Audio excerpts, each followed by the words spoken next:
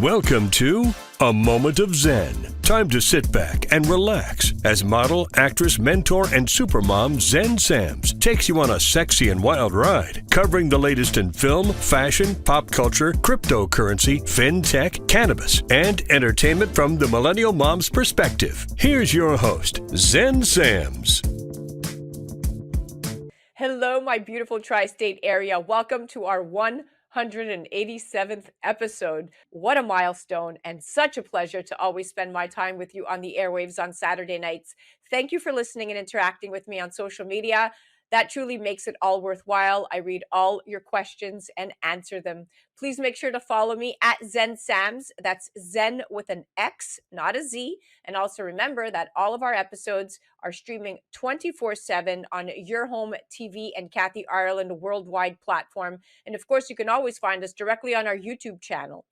In our influencer segment today, we're diving into the world of YouTube stardom right here at iHeart headquarters with a guest whose authenticity and humor have captured nearly 1 million YouTube subscribers, Mark Gregory Jr., otherwise known as Fat Poppy. He's a comedian, a food enthusiast, and someone who's navigating a weight loss journey in a world obsessed with appearance. Today, we're going to talk about his rise to fame, his approach to mental health and wellness, and what's next for his YouTube channel reaching that 1 million subscription mark. He did it all with just a phone and a YouTube channel. In our Phoenix Rising segment, brought to you by Chicago's Chicken Shack nonprofit, providing food to the homeless, we're joined by regular contributor and podcaster Anna Devere, and she's joined by the incredible Bailey Lee, a self-realized visual artist and interior designer. Her installation, Vaginas Are Lit, was purchased by Whoopi Goldberg. Among a long list of accomplishments, she's also featured in a book called Iconic Home. They're going to join me today to chat all about her career evolution, neuroaesthetics, and the life of a visual artist. In the Going Deep segment brought to you by CO2 Lift in our Expert on the Microphone series, we're featuring Dr. Stanley Okoro, founder of Georgia Plastic and Reconstructive Surgery, a two-time board-certified surgeon, also known as the Bowtie Plastic Surgeon. He joins me today to chat all about popular procedures for patients of color and how CO2 Lift and carboxytherapy are at the heart of it all. In the Polished Beauty Express segment, contributor and triple board certified cosmetic surgeon and OBGYN Dr. Daisy Aim breaks down her number one requested procedure, Body Tight, skin tightening, and the do's and don'ts post-treatment. We have the Bowtie Plastic Surgeon coming up. You're listening to A Moment of Zen right here on 710 WOR, the voice of New York, iHeartRadio. We'll be right back after this. A Moment of Zen is brought to you by CO2 Lift. As we age, our skin loses moisture and elasticity, causing wrinkled skin. You can reverse this aging process with CO2 Lift. CO2 Lift utilizes the powerful benefits of carbon dioxide to lift, tighten, and regenerate your skin. This simple, painless at-home carboxytherapy treatment is scientifically proven to reverse the aging process. You will see reduction in wrinkles, increase in luminosity, and improve pigmentation, sagging, skin tone, and radiance. For more information or to order CO2 Lift, ask your skincare professional or go to co2lift.com. Welcome back, beautiful tri-state area. You're listening to A Moment of Zen right here on 710 WOR, the voice of New York, iHeartRadio. I'm your host, Zen Sams. Up next in the Going Deep segment brought to you by CO2 Lift in our Expert on the Microphone series. Today, we're featuring Dr. Stanley Okoro, founder of Georgia Plastic and Reconstructive Surgery. He's a double board-certified surgeon, also known as the Bowtie Plastic Surgeon. He's also quite the humanitarian, dedicated to advancing the field of plastic and reconstructive surgery, all while advocating for healthcare access and equity worldwide, particularly in underserved communities, providing life-changing surgical care to individuals in need around the world. He's going to join me today to chat all about popular procedures for patients of color and how CO2 Lift and carboxytherapy are at the heart of it all. Welcoming now to the show is the amazing Dr. Stanley Okoro. Welcome, superstar. Thank you, Zen. Thank you very much for that wonderful introduction. Reciting all of your accolades makes me feel like I'm in the presence of greatness. You've accomplished so much, my friend. Thank you. Thank you very much. It's by the grace of God. By the grace of God, always. Amen. Now, before we dive into the expert medical talk, I want to first chat about something I saw on your practice's website. It said, A plastic surgeon should not apply a European quote unquote standard of beauty to every patient. Most patients prefer to maintain their ethnic identity, which That I is think is so important to note, since for centuries, societal standards of beauty have favored European features, which have subsequently excluded and, more importantly, marginalized every other ethnicity. We have to point that out with differing features and force these groups to feel social pressure to change themselves despite their background. Now, in the US, the term ethnic plastic surgery typically refers to cosmetic plastic surgery in Black, Hispanic, and Asian people. Now, Dr. Okoro, when treating these patients in your practice, how do you navigate the balance between enhancing a patient's natural features and meeting the aesthetic goals they have, especially when popular beauty standards may differ? our goal is to make them love the skin they're in. You know, it's about individualized care. As you said, we see a lot of African American patients, some Asians, some Hispanics. Our goal is to like, let me make you the better version of you. I don't want you to look European or anywhere else or any other standards in plastic surgery. This is about you, not about somebody else. There are some people that want to look like other people, but majority of our patients want to look like them, only better. I couldn't agree more. And to piggyback off of what you're saying, backed by statistics, according to the American Society of Plastic Surgeons, more than 5 million cosmetic plastic surgery procedures were performed on ethnic patients in 2020, and 32% of all cosmetic plastic surgery patients were either Asian, Black, or Hispanic. Now, that's an increase of almost 2 million from the decade prior. So, as plastic surgery has risen in popularity and advancements, it only makes sense that many ethnic patients have become more aware of what procedures are best available to help them achieve their ideal beauty standards of what those standards are for themselves. So, Dr. Okoro, as an African American plastic surgeon yourself with many ethnic patients and patients with darker skin, what are some of the most popular cosmetic procedures you're seeing requested from these patients, and why do you think these procedures resonate with them? So that's a very good statistic. And then those statistics are the ones that are actually reported. Many more are not reported. So it's more, I think recently the plastic surgery or the cosmetic industry have recognized that the African American patient, the Hispanic patient, the Asian patients there's a lot of them that want these procedures. So they want what everybody else want, but they have not been recognized or respected in the industry. So they want facial enhancement, they want breast lift. Many of my patients want the body, the curvy body, the abdomen snatched, waistline. And the good thing now, people still want a nice butt. They don't want a big butt. They just want a better looking figure. And I guess the ethnic shape, most Africans and Hispanics, they want that shape. So that's the most common thing that they request. But we always say, black don't crack. They always say that, but it Yeah. does after age 40. So Yeah. the facial needs come in play, but most young people want a body. As they get older, they want the face. So they want what everybody's want, but you just have to individualize it to their own needs. Now let's bring CO2 lift into the picture. So carboxytherapy has been around since the 1930s, but the method of delivery has since changed and is no longer injected, but instead delivered non-invasively in a mask format, and it can actually be used anywhere on the body. In addition to CO2 lift being used as a monotherapy, it is also proven to heavily aid both pre and post procedure routines when using it in combo therapies. So, you perform many different types of procedures on the face, breasts, and body. How have you incorporated CO2 lift into your practice, and what benefits does it offer to your patients, particularly those with darker skin tones? So let me kind of explain what CO2 lift is, because many people may not understand what that is. Okay. Essentially, what it does is it increases oxygen to your tissue, your skin. So it makes sense when you do any kind of procedure, you want it to heal, you want it to look better. So when you put the mask on, it forces your body to release oxygen into those tissues. That's like the topical hyperbaric oxygen to your skin. So I incorporate it onto all my facial procedure, facelift, This morning we're doing like micro needling of the face and neck. We're gonna put it after that. It calms the skin, makes it heal better. We incorporate it to any surgical procedures where I want increased oxygen. This morning we're also doing hair transplant. I'm gonna put it on the area where we remove the hair so that area can heal really well. So CO2 lift is amazing. I put it on face, breast, and body.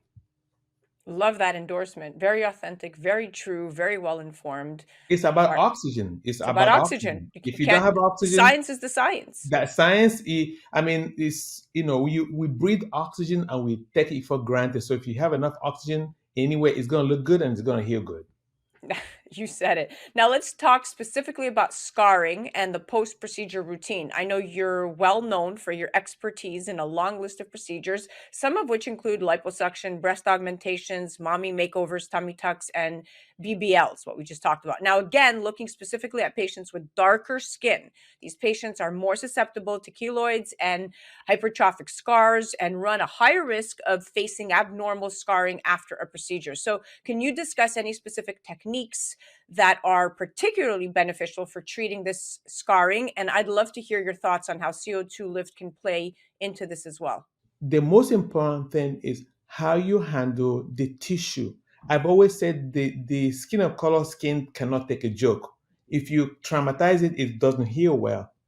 So we manage the scar from the time of the procedure. We handle the skin very carefully not to traumatize it. That's number one. If we're doing surgical procedure, we use special sutures that reduce tension so it doesn't heal bad or respond bad. Number three, post-operative management is the key. So we again, oxygen is everything. So once we handle the tissue well, we close it well with special sutures that will reduce tension. We put CO2 lift on it so you have enough oxygen to heal well. And then for those that still have scarring, I think the easy part is the surgery. The hard part is the post-op management, making sure that the patients are coming back to your clinic. And then if we have to inject it, we'll inject it with any kind of steroid or cream or injection to make sure we manage the scar well. That's how we do that. And specifically speaking about CO2 lift again, are there any limitations or considerations you take into account when using it on patients with different skin types or tones? No, the body loves oxygen. There you go. You can give enough oxygen. So I always encourage my patient at least do it at least 3 days. If you can afford to do it, the longer the better. Now let's switch gears and talk about hair transplants again.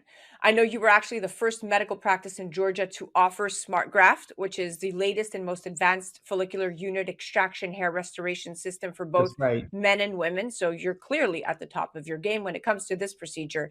Now, millions of people of varying ethnicities suffer from hair loss and are great candidates for a hair transplant. But when it comes specifically at African American hair, in your expert opinion, how do hair transplant procedures for African American patients differ? And what do you suggest for post operative care to really ensure the best possible results?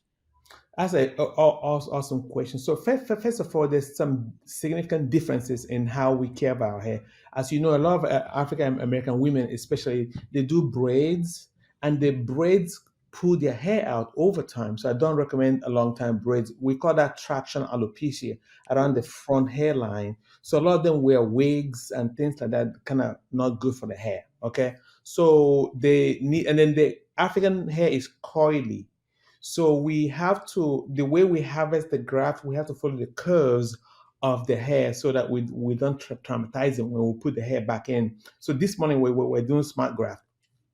Now, after we harvest the hair, we want the donor site area where we remove the hair from. We also want it to heal very well. So after that, we're going to put CO2 lift on it to increase oxygen so it will heal very well. When it heals, there will be no evidence that we were there. That's the whole idea. Like we don't want anybody to know. We don't cut people. We harvest the hair individually. That's the follicular unit extraction you're talking about, because people Yeah. may not know the differences. So CO2 lift actually plays a significant role in hair transplant and then also for hair growth. Incredible how many use cases this is applicable to, and more importantly, in combo therapies, like you said, pre and post procedure. CO2 Lift truly is game changing. Now, you're also known for your humanitarian efforts, and we have about a minute left, and your advocacy work, specifically in the realm of healthcare unity, and have traveled around the globe to provide life changing medical care to the underserved. You even served as the president and executive director of Georgia Plastic Foundation, which is a nonprofit, charitable, and non governmental organization that provides free healthcare, scholarships, computer literacy, and youth and women empowerment to underprivileged individuals. Again, fascinating organization. And you're at the top of that. Very admirable pursuits. Can you share a particularly maybe memorable experience with us from your career regarding this work? And how can healthcare providers in your field advocate for more inclusive care to really ensure that these underserved groups are not left behind when it comes to medical care and advancements? Yeah, that care is very dear and here to my heart. I like to give back. I think everyone should give back. You take from the society, you gotta give back to the society. It's a full circle of life. I love to help people. That's my passion. I do. As you said, we travel all around the world providing free surgical care. The Georgia Plastic Foundation is a foundation that we founded at Georgia Plastic. About 5 to 10% of our gross income goes to care, giving back to the society. We do all kinds of surgery. In terms of memory, there was a little kid that we did about 2 or 3 years ago, and he couldn't walk. He was burnt, and he had what we call scar contracture. His knee was contracted, and we're able to release his knee. Now he can walk. I mean, there's a little kid in Nigeria that had a big tumor on his head, and then they thought he was a monster. He was an outcast, couldn't go to school. And you should just see the smile on his face when the tumor was removed, free of charge. And that's just giving back. When you help people, you feel good about yourself. I love helping people. I think plastic surgery has given me the avenue and the access to do what I love to do. I just got chills. I just envisioned this little boy smile, and it brought a lot of Priceless. warmth to my heart. Yeah, that's amazing. Well, that was the end of an incredible interview. Thank you so much for being open, transparent, full of education and knowledge, and gracing us with all of this information, because knowledge is power. Thank you very much for the opportunity to share my experience. Thank you. That was our Going Deep segment, brought to you by CO2 Lift, and that was the incredible Dr. Stanley Okoro. Definitely head to georgiaplastic.com to check out his practice, and check him out on the gram at Georgia Plastic and at Dr. Okoro. You're listening to A Moment of Zen right here on 710 WOR, the voice of New York, iHeartRadio. We'll be right back after this. A Moment of Zen is brought to you by CO2 Lift. As we age, our skin loses moisture and elasticity, causing wrinkled skin. You can reverse this aging process with CO2 Lift. CO2 Lift utilizes the powerful benefits of carbon dioxide to lift, tighten, and regenerate your skin. This simple, painless at-home carboxytherapy treatment is scientifically proven to reverse the aging process. You will see reduction in wrinkles, increase in luminosity, and improve pigmentation, sagging, skin tone, and radiance. For more information or to order CO2 Lift, ask your skincare professional or go to co2lift.com. A Moment of Zen is brought to you by Your Home TV with Kathy Ireland and their channel partners. Head to yourhometv.com for free, family-friendly programming, streaming 24/7. Do you have the dream of starting and owning your own business, or know of someone who does? If so, check out Your Home Business program, where they inspire, equip, and encourage those who dream of owning and operating their own business. Check out Your Home Business on yourhometv.com. Tune in to A Moment of Zen, Saturday nights from 9 to 10 p.m. on 710 WOR, the voice of New York. Welcome back, beautiful tri-state area. You're listening to A Moment of Zen right here on 710 WOR, the voice of New York, iHeartRadio.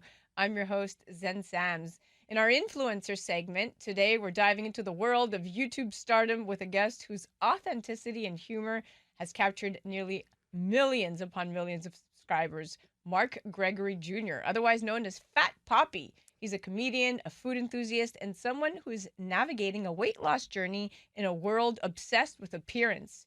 Hailing from Essex County, New Jersey, Fat Poppy has taken the ups and downs of life, turned them into laughs, and found a way to make a living just by being himself. Today, we're going to talk about his rise to fame, his approach to mental health and wellness, and what's next for his YouTube sensational channel. Welcome to the show, superstar. Thank you so much for having me. Appreciate it, man. Thank you so much. Thank you. You made it. You're at iHeart headquarters. Yes. Doesn't Big. Doesn't get better than It that, don't right? get no better than this at all. Yeah. All right. Who cares about Jimmy Fallon, right? No, man, Exactly. It's iHeart. So You see it? So you were quoted saying, and I love this about you. This is probably what led me to say, I want to interview you. So all you need is a phone and a YouTube account to change your life. And it changed mine, quote unquote, Fat Poppy. Now, you've built a career around food and humor and just being your authentic self. So looking back at your journey, when did you realize that your content was more than just a hobby and that this would be a career? So for around, we've been going on for about 5 years now. February makes 6. And exactly when I made that turning point is when it wasn't, I was always on the Shade Room or World Star getting reposted, but it was when I actually had my first kid walk up to me and was like, "Can you do your laugh?" And that was the first kid ever. Eventually he asked me for $5 after that, but it was okay though. I gave it to him and let him go around his way. But that's when I kind of knew, like, okay, this thing is finally working and we got to continue to just don't stop at all. And we're in an era where authenticity, boy, does it ever sell. I mean, brands and audiences alike are no longer looking for perfection. I mean, they're drawn to people who are real, unfiltered, and just relatable. And that's what makes you stand out. With nearly 1 million subscribers, your journey proves that you don't need to fit a mold to succeed, and it's all about showing up as yourself. And that's what makes your story so compelling. Now, your relationship with food is undoubtedly a huge part of your brand, and you're open about your weight loss journey, but health is a complex topic for anyone. So how do you balance enjoying food and maintaining your wellness, even if it's a work in progress? Oh, yes. It is definitely, I'm glad you said that, because it definitely is a work in progress. It's scheduling. So scheduling is key, because it's kind of like, I can get 1 week of, okay, well, I got to go eat this steak and I got to go eat this taco and I got to eat this macaroni and cheese this week. But the following week, I got to go hard. I got to make sure I get my jog sessions in. So it's really scheduling.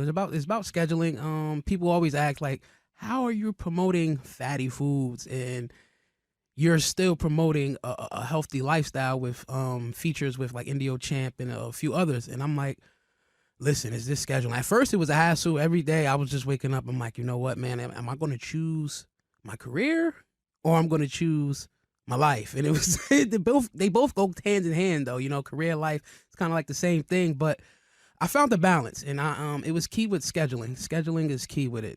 Just kind of like schedule my content, and if I do got time, which most likely I do, I can go for a quick jog, 30-minute jog, and I can just kind of like, run it off. So yeah, it really is just the balance, because I mean, without the balance and without the schedule, like you said, you're either doing too much of one thing or not enough of another, and that never works out. And now the food industry, let's pivot a bit, but let's talk about the food industry on social media, right? It's like food porn. It's full of temptations, from mukbangs to recipe challenges. But it's more important to remember that wellness doesn't look the same for everyone, right? So your journey shows that you can love food, entertain people, and still be mindful of your health, even if the process isn't perfect. It's all about making small, meaningful changes and having fun along the way. So that brings me to mental health. So mental health is something we hear a lot about in the influencer space, especially with the pressure to constantly create content. So how do you take care of your mental well-being, and how has your rise to fame, if you will, impacted your mental health? So when I first started, it took a toll on me, because it was just, you're running into people every day. Everybody wants to talk. Everybody wants to do the laugh. Everybody wants to, try to snip in and get a video if they can. So it definitely took a toll on me. I started to meditate, I actually started to, during the morning sessions, actually, when I get up early and I kind of do my jog and I do shadow boxing as well as part of my weight loss training. So when once I start to meditate in the morning, it kind of like, soothes me down mentally, because my mind is always racing. Either I'm thinking about a new video idea that I got to think about, or just a promotional idea, or just thinking this out the box. Like, I love writing too. So I got a pretty much familiar, a couple of movie ideas that I have written down. So my mind is always racing. So it's meditating actually kind of helps me a lot. It calms me down. Look It at you brings me all back. all grounded and zen. I love it. Now, with over 80% of influencers reporting feelings of stress and burnout, it's clear that mental health is a huge issue in the world of social media, and the pressure to be on, right, all the Yes. time can take a toll, especially when your personal life and professional life are so intertwined. For someone like you who's built a brand based on just being yourself, mental health isn't just about coping, it's about staying true to who you are in a world that just demands constant performance. So you're doing a great job, my friend. Thank Now, you. you've Thank talked you. openly about coming from Essex County, New Jersey, and some of the challenges you have faced. So, everyone knows Essex. How did your upbringing influence the content you create, if it did? And what Um, role has that background played in building your YouTube success? it actually it helps me a lot because being from Essex County, being the top dog in New Jersey, content creator in New Jersey, it helps a lot because you just start to ignore the noise, kind of like, and it just continue to keep doing what you're doing or what you set upon, like, so it's definitely a lot, yeah. But the challenges The of being challenges of from that being there, it area. actually, it gives me that kind of like that raw, because people's like, you take your shirt off anywhere, and I'm like, being from Essex County, we don't care. We don't care how you feel.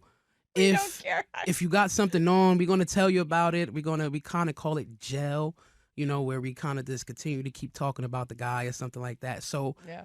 being in that runched and in that environment, it kind of helps me because now it builds up my self confidence. Now I don't care what people saying because when I go back home, people's gonna always talk about me.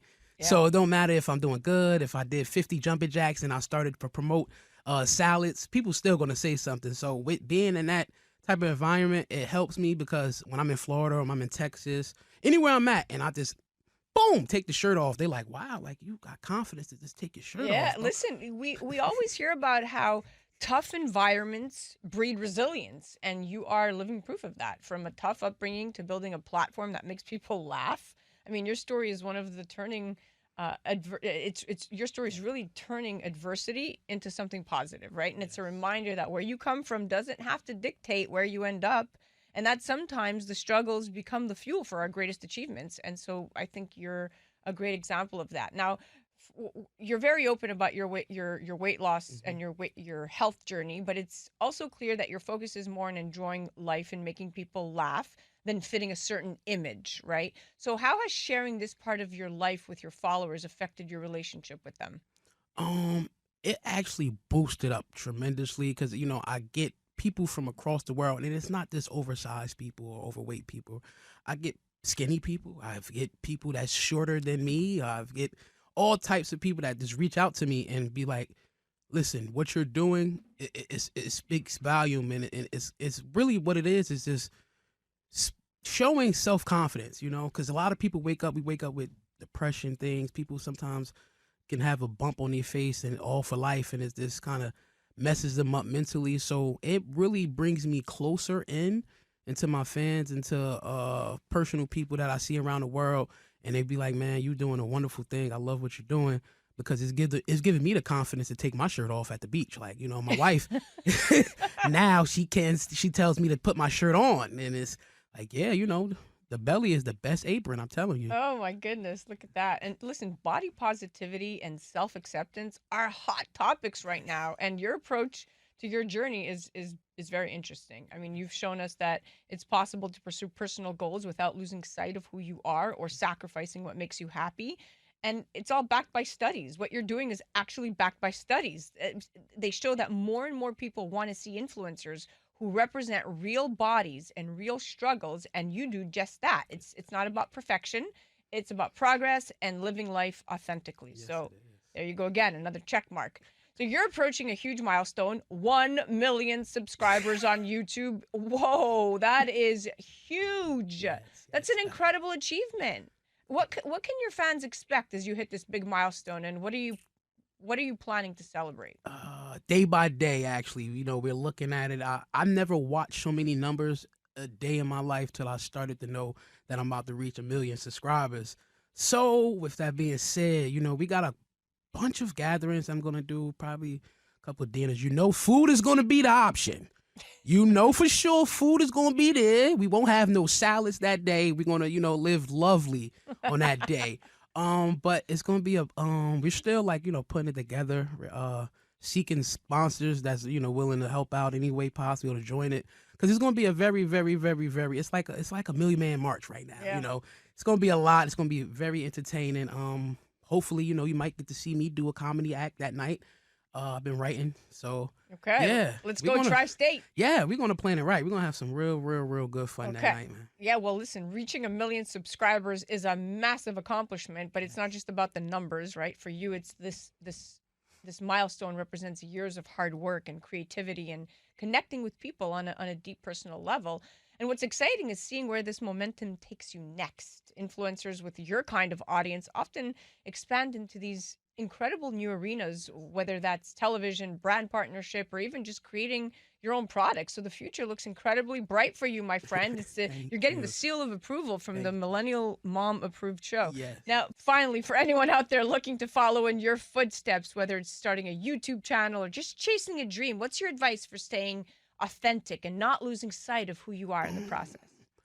I say, so as people say that, I say a lot. Couple things I say for sure is definitely stay authentic.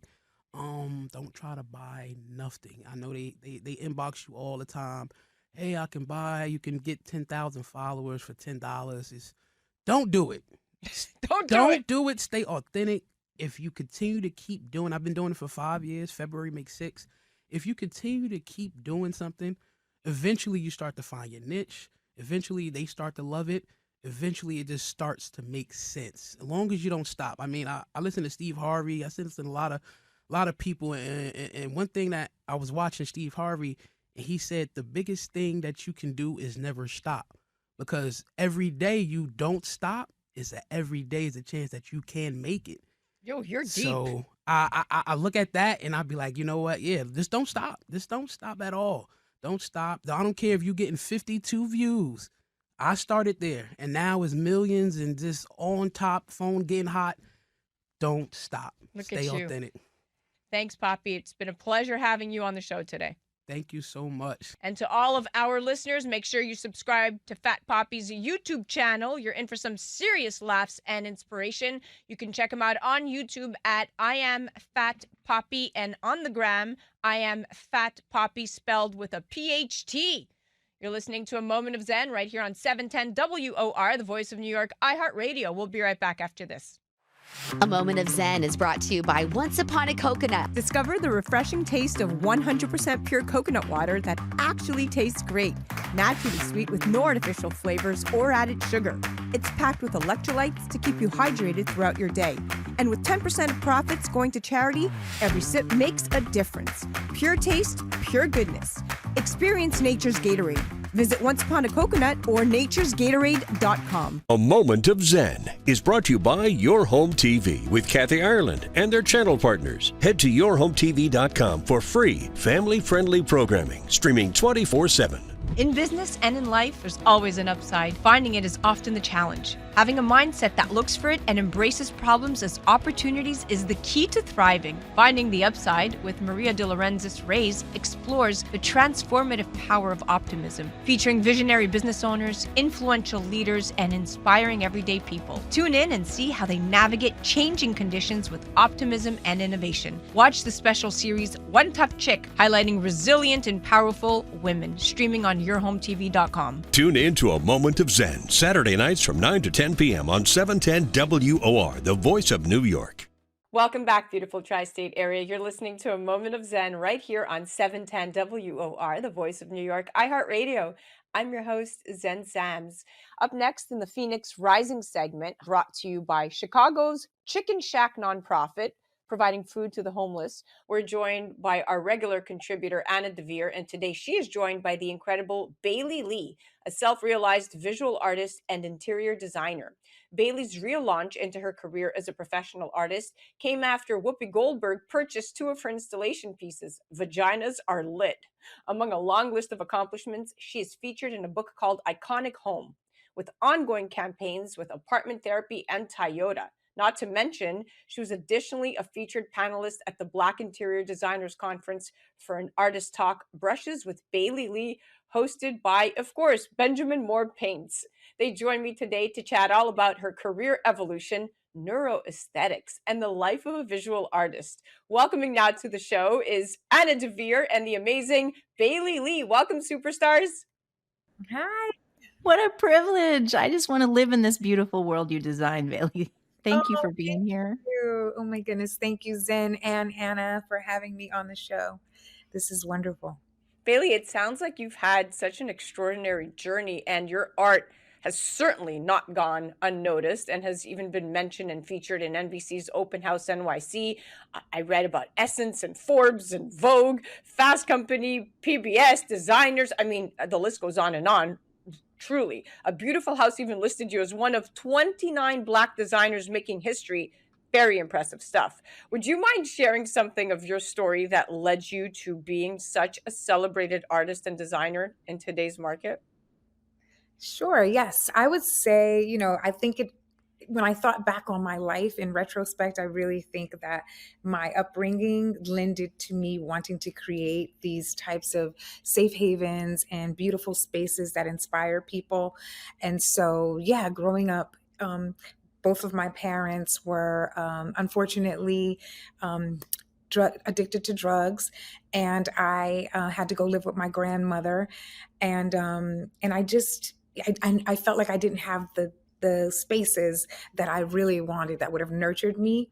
And so I think that lended to me wanting to create those spaces for others and eventually for myself as I grew up.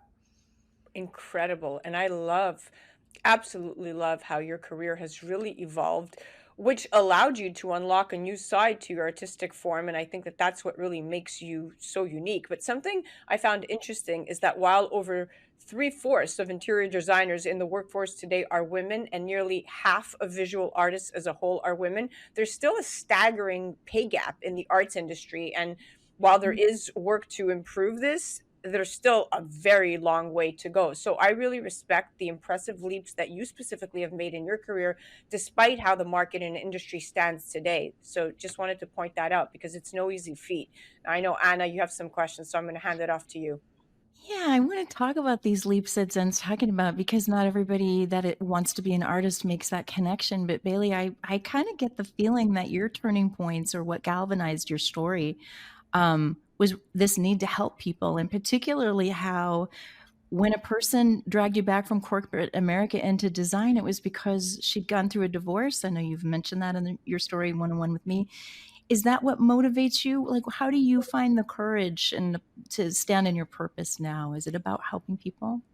Yeah, definitely. My clients become my muse, and their stories and their accomplishments and their journey through life is really what defines my inspiration for their projects. And like you said, I did have a client. I was back in corporate America, was not doing design anymore, and I had this woman that reached out and was just insisting that I design for her. And I was like, should I just tell her like I'm not doing this anymore? But when I heard her story about getting divorced and kind of being I don't know, taken for a lot of money, and just this person wasn't authentic and proved to be harmful to her. And she just wanted her life back. She was just like, you're going to be my Ayanna Van Zant. You're going to help to fix my life. And I hadn't thought of, the impact of my design work and how it could serve as that for her. And once I gave her the space that she truly desired, she cried. Her daughter and her were so happy. And I just knew at that moment that I'm changing lives with this. And this means so much more to me now. You found a purpose. Yes, yes. Now, let's talk about this idea of neuroaesthetics, which is the fairly new and rapidly expanding field of study that explores the neural consequences of contemplating and processing a creative work of art. I love this entire concept. And I'm sure, Bailey, that this concept is undoubtedly important to consider when designing spaces for your clients. So could you explain a little more about what it is and how you discovered the connection between our environment and the way it affects us mentally? Sure. Working as an interior designer and a decorator, I reached a point where I said, well, dang, is this all to it? I love that I'm impacting lives, but I feel more like an artist and a creative, and I feel like there's more to this. And so I went down the rabbit hole researching, and I came across neuroaesthetics and discovered that it was, like you said, a fairly new science that was studying how people are impacted by art and why, and what it does for us. And once I realized that, the art, the design, the environments, everything that we are experiencing on a day to day is really impacting our psyche. It's affecting our moods. It's determining whether or not we go out into the world feeling good and successful, whether or not we come back home and feel great. We are really kind of in this energy simulation where we're being affected by our environment all the time. And so it's important for us to have beautiful things like art that inspire us to be greater and better. When you see someone's passionate work, it ignites something in you. And when I realized that it was igniting that frontal lobe that's right there where the pineal gland is, I said, oh, this is a whole spiritual experience that we're having. It's so true. It's such a deeper subject, but I want to say, like, it's just as simple as like putting on something beautiful and going out in the world and having confidence, but understanding that your environment is your mirror.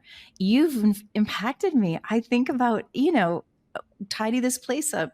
It reminds me of when I got divorced and would send myself flowers just to remind myself that I deserved beauty. And so I can only imagine how powerful it is to affect lives that way. Do you have any favorite projects that highlight this neuroaesthetic path? Yeah, I think that once I discovered neuroaesthetics, that is when I really started to infuse the murals, and because I wanted to infuse art in a big way into the projects, not just curating art for the walls or that matched the environment, but actually making my clients the subject of the art, being inspired by them to create these beautiful murals and creating almost installation type environments that would really kind of mirror back to them the brilliance that existed within them.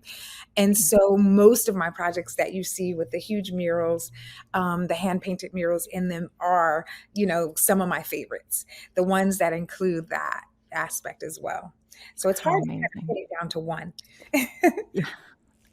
You're a fascinating woman. Now let's go back to your artistic journey. So you started as a real estate agent and turned interior designer, which ultimately led you to becoming a self-realized visual artist. Can you tell us a little bit more about that evolution of your design work into painting and what you love about being a fine artist? Yeah, I think when I did that first installation and Whoopi Goldberg came and bought two of the pieces that were called Vaginas Are Lit, and she really loved, the concept, and I really loved that I was creating environments that acted as experiences for people. That led me to not only doing the murals and the art installations, but then going on to canvas. And the reason I did that was because I felt like, okay, I'm expressing a lot, using other people as the mural, as the muse for their environments. But now I want to express, my story or stories that really touch me. And I can do that freely on the canvas, and I can do that freely in in installation art or environments that allow people to come through as an experience. So that's kind of what led me to really start to do the visual art work on the canvases. I love that. This is really a true altered life story because it's driven by what you were given as a child and then what you decided to make of it. And I just want to know, do you have any final thoughts on what inspired you? Yeah, I think that, people with with these stories of triumph, they always inspire me. I think a lot of us are going through a lot, in this world. And it's important for us to look at our stories and see them as strength, see them as things that are motivators, and see them as templates for others to use in order for them to get through tough times and to really express their passion and find joy through the pain. So that's inspiring to me when I can help someone do that, or I can witness someone doing it. And shout out to Grandma, who gave you that inspiration of home that you carried all this time and the beauty she created. It's in the really simple relationships. I love your story. Thank you so much, Bailey.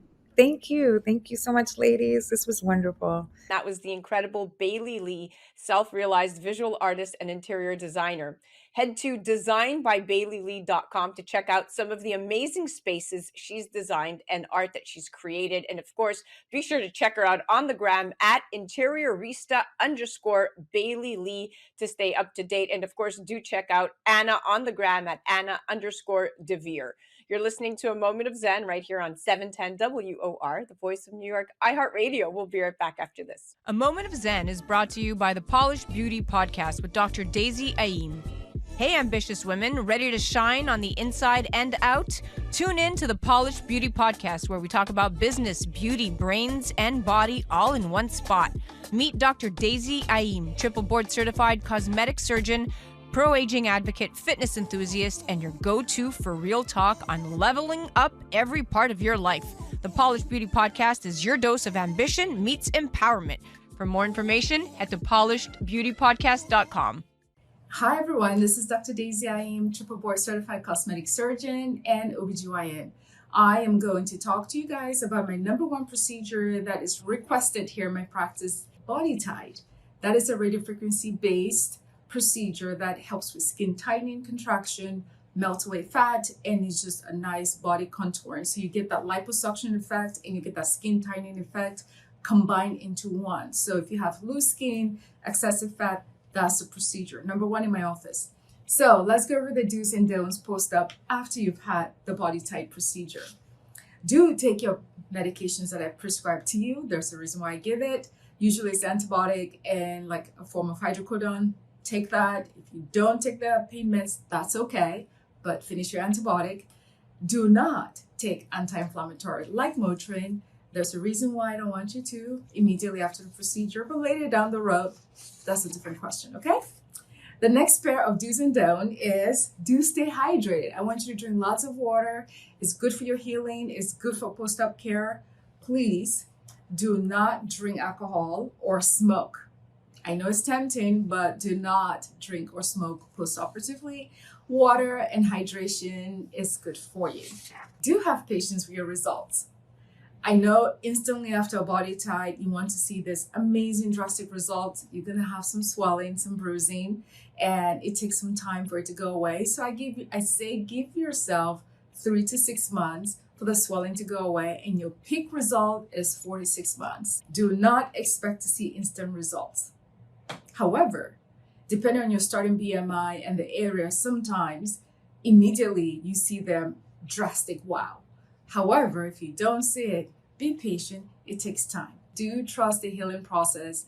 Everything great takes some time, and usually it's about 3 to 4 months. Peak result, like I mentioned, 4 to 6 months, okay? Don't skip your post-op appointment. I know sometimes you might get really excited and say, oh, you know what, I don't need to come for my post-op appointment. I think it's a great time for us to kind of meet up, see how you're doing. Any questions you have, you ask. So please don't skip your post-op appointment. Also, do establish an exercise regimen. You gotta exercise. In my practice, I recommend to start working out 3 days post-op. I want you to go at it. That's right. There's no holding back. So you wanna have some regimen in place post-operatively so you can get back into your fitness, okay?